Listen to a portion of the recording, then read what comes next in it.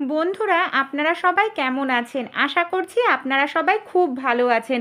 গরম পড়তে না পড়তেই বাড়ি ঘরে এত পরিমাণে মশার উৎপাত বেড়ে যায় যে সন্ধ্যাবেলায় দরজা জানলা খোলা খুবই মুশকিল হয়ে পড়ে। আর মশা তাড়ানোর যে আমরা মশার তেল, কয়েল, ধূপকাঠি ব্যবহার করি, সেগুলোও কিন্তু স্বাস্থ্যের জন্য ভীষণ ক্ষতিকর। তাই ঘরোয়া উপায়ে কিন্তু আমরা মশাকে তাড়িয়ে ফেলতে পারি, যেটা একেবারেই কেমিক্যাল মুক্ত। এমনকি এই ভাবে যদি আমরা ঘরোয়া পদ্ধতিতে মশা তাড়াই, কোনো রকম রোগ ব্যাধি আমাদের শরীরে বাসা বাঁধবে না, যেগুলো মশা তাড়ানোর তেল, কয়েল ব্যবহার করলে শ্বাসকষ্ট, অ্যালার্জি, এমনকি ক্যান্সারের মতো রোগ ব্যাধিও আমাদের শরীরে বাসা বাঁধে। চলুন তাহলে ভিডিওটি আমরা দেখে নিই কীভাবে ঘরোয়া উপায়ে আমরা মশাকে তাড়িয়ে ফেলতে পারবো। এর জন্যে প্রধান যে উপকরণটা লাগবে সেটা হলো নিম পাতা। এখানে দেখুন আমি কিন্তু বেশ কিছুটা নিম পাতা নিয়ে নিয়েছি। আর এই যে পদ্ধতিটি আমি আপনাদের সঙ্গে শেয়ার করছি, এটাকে কিন্তু আপনারা একবার তৈরি করে রেখে অনেক দিন, এমনকি 1 বছর পর্যন্ত ব্যবহার করতে পারেন। নিম পাতাটাকে আমি 2 দিন রোদ্রে দিয়ে খুব ভালো করে শুকিয়ে নিয়েছি। দেখুন একেবারে শুকনো মুচমুচে হয়ে গেছে। আমরা যদি নিম পাতাটাকে হাত দিয়ে এইভাবে একটুখানি গুঁড়ো করি, তাহলেও কিন্তু নিম পাতাটা একেবারে দেখুন গুঁড়ো হয়ে যাচ্ছে। এমনই আমাদের কিন্তু শুকনো করে নিতে হবে। নিম পাতার যে গন্ধ, সেটা কিন্তু শুধু মশা নয়, অন্যান্য বিষাক্ত পোকামাকড়ও বাড়ি থেকে তাড়াতে সাহায্য করে। নিম পাতার সঙ্গে আরও কিছু উপকরণ আমরা নিয়ে নেব।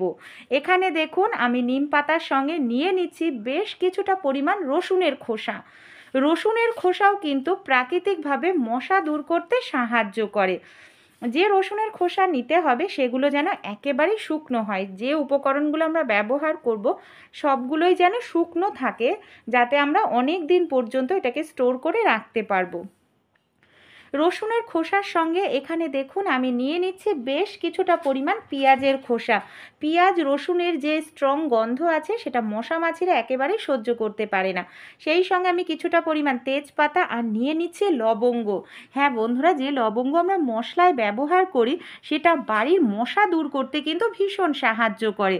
সবগুলো উপকরণ আমাদের এখানে দেখুন নিয়ে নিতে হবে। এবার নিয়ে নিতে হবে একটি মিক্সার জার।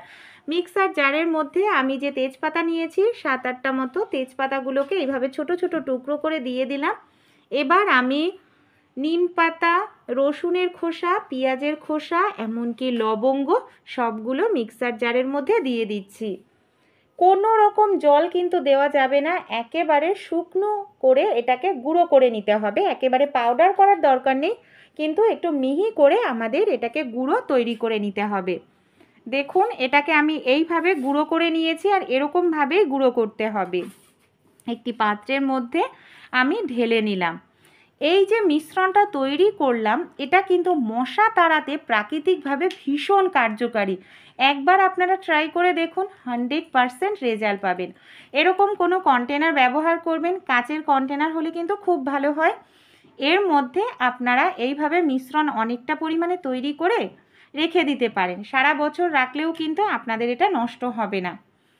তাহলে দেখুন এর মধ্যে আমি পুরোটা ভরে নিলাম। এটাকে আমরা কিভাবে ব্যবহার করব যাতে মশা আমাদের বাড়িতে না থাকতে পারে বা না ঢোকে, চলুন তাহলে দেখে নিই। এখানে আমি নিয়ে নিচ্ছি একটি প্রদীপ। আপনারা চাইলে ছোট্ট যে স্টিলের বাটি হয় সেই বাটিগুলো আপনারা নিয়ে নিতে পারেন।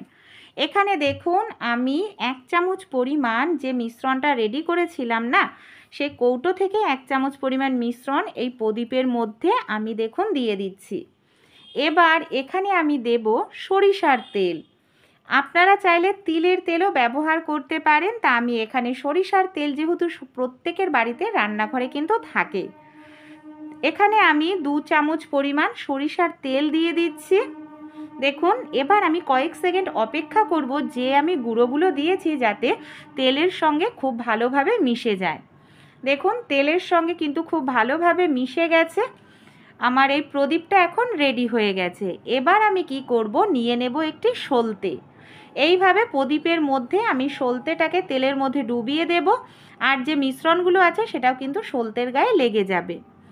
যখন আমাদের বাড়িতে মশার উৎপাত খুবই বেশি হবে, ঘরে থাকা যাচ্ছে না, অস্বস্তিকর মশার কামড় সহ্য করতে হচ্ছে, তখন এরকম একটি প্রদীপ আপনারা ঘরে ধরাবেন। বন্ধুরা এতটাই কার্যকারী, একদিন ব্যবহার করুন। প্রদীপের শিখার মধ্যে রয়েছে কিন্তু লবঙ্গ, তেজপাতা, নিম পাতা, এমনকি পেঁয়াজ রসুনের খোসার গন্ধ।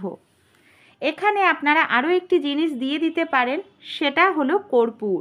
সামান্য একটু পরিমাণ আমি কর্পূর দিয়ে দিচ্ছি। কর্পূরও কিন্তু ঘরের নেগেটিভ এনার্জি দূর করতে সাহায্য করে, পজিটিভ এনার্জি নিয়ে আসে। আপনারা চাইলে সন্ধ্যাবেলায় সারা ঘর বাড়িতে এটাকে একটু দেখিয়ে নিতে পারেন। তাহলে কিন্তু ঘরোয়া উপায়ে যদি আমরা মশা তাড়াতে পারি, কেমিক্যাল যুক্ত জিনিস কেন ব্যবহার করব, যেটা আমাদের শরীরে নানা রকম রোগ ব্যাধি সৃষ্টি হবে। ভালো লাগলে লাইক করবেন, আমাকে সাপোর্ট করে আমার পাশে থাকবেন।